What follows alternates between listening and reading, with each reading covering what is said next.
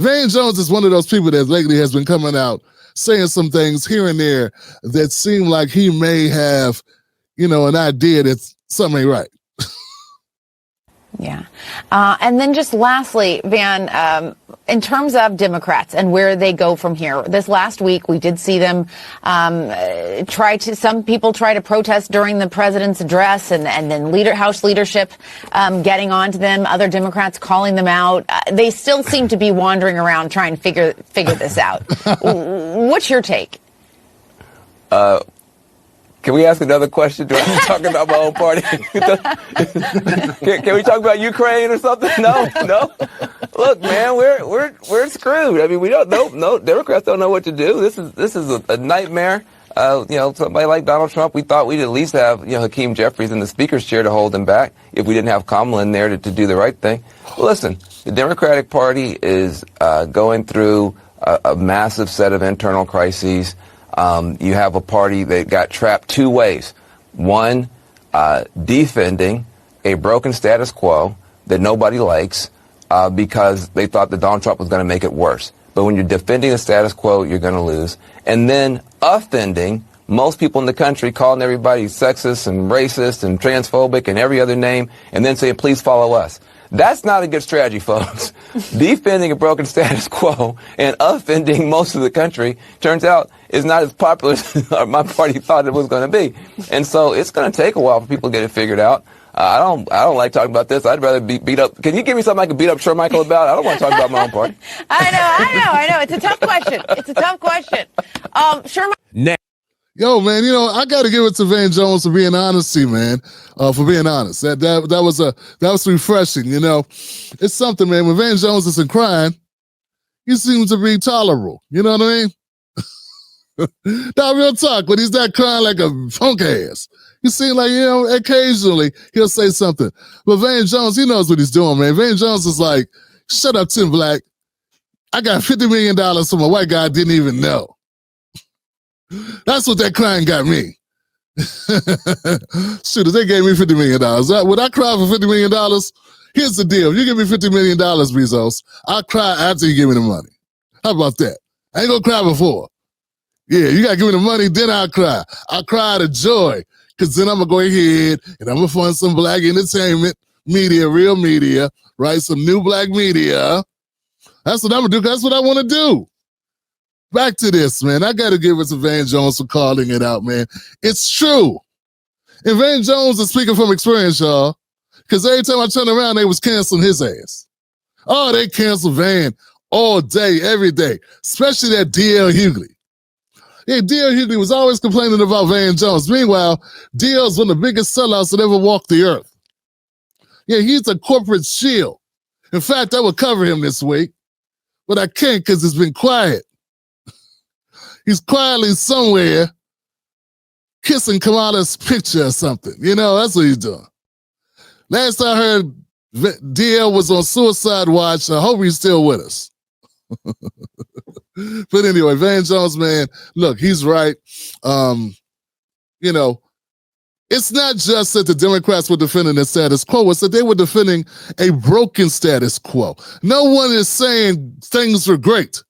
And if we can agree things are great or not great, and we can agree things are not great, how can you say we want to keep it the same? Who can run on, hey, I wouldn't change nothing? I mean, that's the only part I didn't like about Van Jones' comments, right? Is he said something about Kamala Harris. We're going to get to her later on the show, but come on, Johnson. I mean, it's garbage.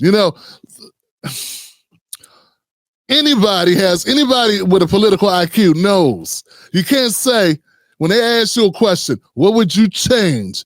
Your job, you can't say nothing unless things are going great. And if things are going great, then they probably wouldn't ask you that.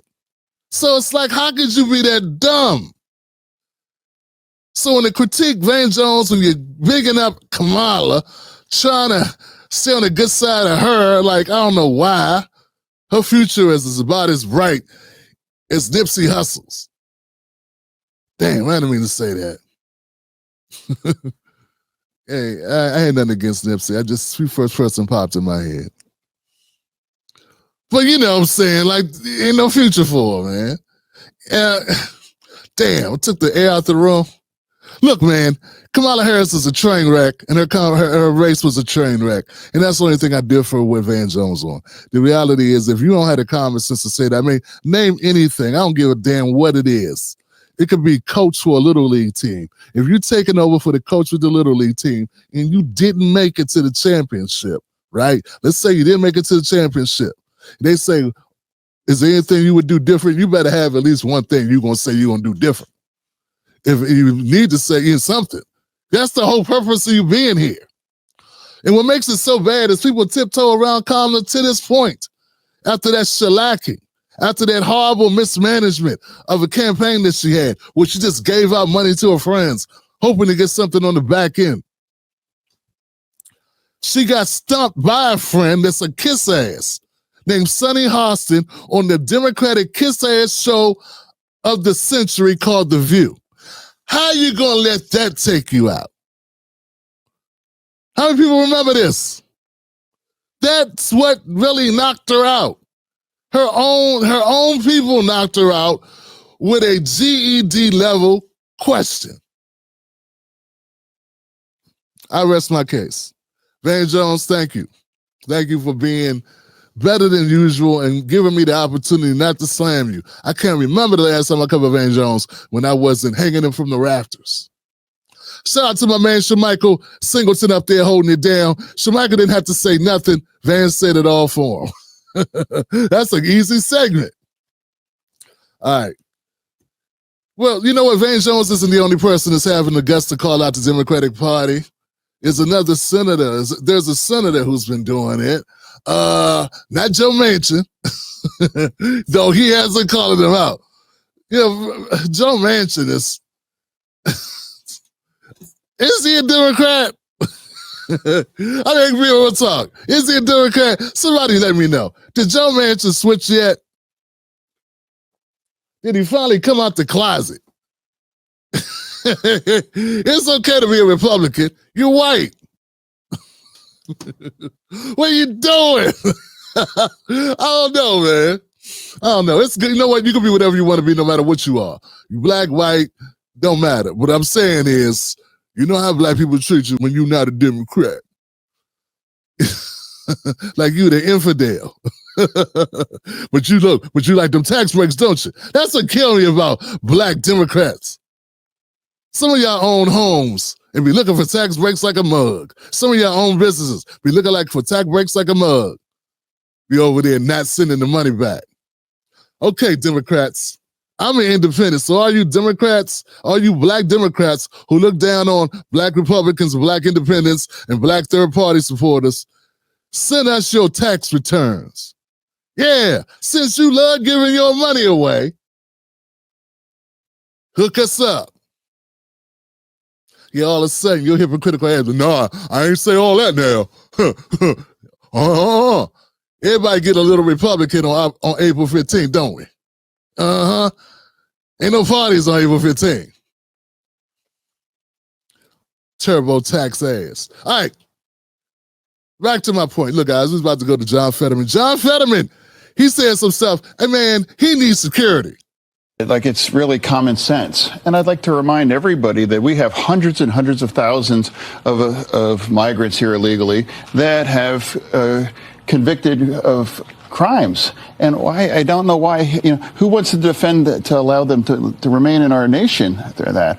And now if you're here illegally and you're committing crimes and those things, I don't know why anybody thinks that it's controversial that they all need to go. Do you think that this was one of, if not the biggest issue for this election? Well, I think if we can't, there's 47 of us in the Senate, and if we can't pull up with 7 votes, if we can't get at least 7 out of 47, and if we can't, then that's the reason why we lost. That's one of them. That's one of why we lost, in part. Go ahead. Brett, if you think about that, I mean, that's what he's saying. Next on deck. Yeah, man, John Fetterman, man, what he's saying is basic common sense, but we all know that's not allowed in the Democratic Party. Yeah, like if you just think about things and be like, yo, that makes, why would we do that? You know what I'm saying? Like, Democrats don't allow you to use your intuition. If you use your basic reasoning skills with the Democrats, that's when they kick you out the party. Or that's when they shun you.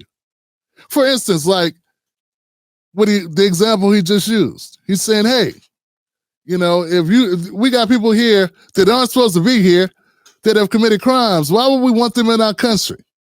They're not even supposed to be here. That's a crime. And then they committed other crimes too. We got to be real specific because Jasmine Crockett is up here lying to people, telling them it's not illegal to come here illegally. We all know that's illegal, right? Like it's illegal to walk in someone's house without permission. We all know that, right? Okay. It'll get you shot most places. But to Jasmine Crockett, it's illegal. What a goofball. But anyway, so John Fetterman's saying, hey, I don't understand why it's so controversial. You here illegally, and you broke the law, committed other crimes besides that. See ya. And for that, they unleashed the hounds. Yeah, everybody hates everybody who's like a Democrat, like the blue dog Democrats. They can't stand John Fetterman. They think he's the scourge of the planet. Like he's right up there with Trump. And it's not just his voice either, because his voice sounds very whiny. I'm not knocking him, man. I had a health scare myself. I know how it is, man. I ain't knocking him, but it does. that way he speaks, the way he says, I don't understand. The Democrats are just stupid. I don't get it. Why are they doing what they're doing? And why are they so stupid? I know they just be wondering. Hakeem Jeffries, man, we need to get this dude. So the Democrat Party, I think a very important point we need to consider, man, and this is the reason why a lot of people don't feel like the Democratic Party is a party for men. Because there are things that men think about. As a man, I could say that. As a man, I think about things. I'll be just chilling. I'll be watching my daughters play, watching wifey cook something or whatever, and I'm just sitting there, I'm at the table, I'm on my phone, and I'm reading something, an article or something, and I just think, what if somebody trying to come through my door? Like how quickly could I disarm them and help them go see Allah or Jehovah or something? You know what I'm saying? Like, I be thinking the ways in which, I would hurt them if they can't. You know what I'm saying? Like, this is a guy thing. You think about different situations, you'll think about helping your family. How would you protect your family? It just randomly will pop in your head. And if you're a Democrat, you got to apologize because you can't be like defending your family if you're a Democrat. Yeah, you gotta think of others first. You can't do what naturally comes to you. You know what I'm saying? You got to be really considerate. If you see a guy, it's a guy, but they want to be known as a woman, and you can't even tell, and you accidentally call them a guy because they look like a guy you knew, just like a dude I went to school with. For some reason, if you guess wrong, you should be canceled. So there's things in the Democratic Party, man, that just don't allow you to be a man, to be like a regular guy. If you think, hey, this whole thing, if you think, for instance, hey, man, girls, basketball should consist of girls. All of a sudden, you got to defend that. They want to excommunicate you. And I don't even like Governor Newsom. I think he's a horrible dude. Like, he threw the reparationists under the bus in California. Like, if you was going to not ride with this, why make them people come up there and waste all their damn time for like a year and a half? Just for you to punk your team into throwing it under the bus.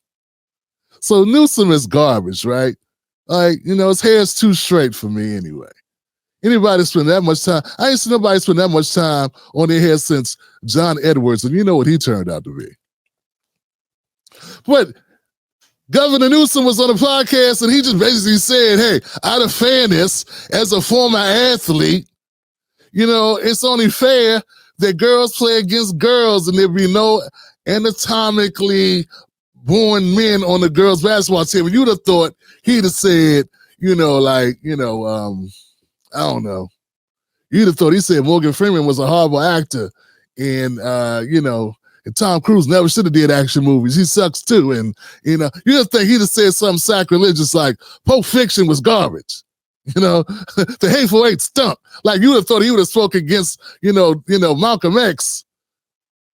Denzel didn't deserve an Oscar for Malcolm X when he did. You know what I'm saying? So, because it's so counter to the philosophy of the Democratic Party.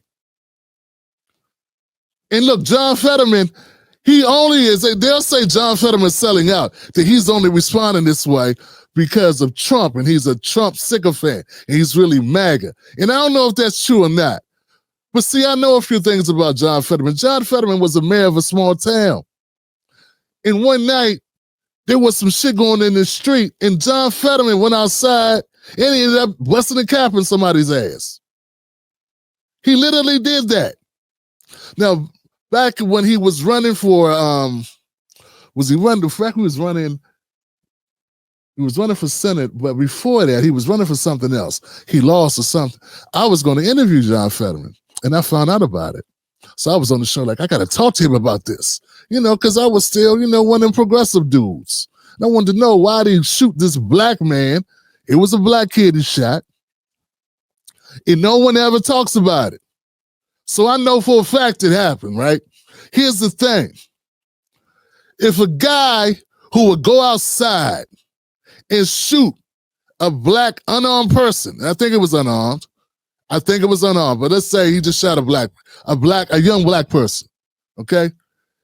He being consistent with who he is to say, hey, if these people are breaking laws and they're not even supposed to be here anyway, how you gonna have a problem with deporting them?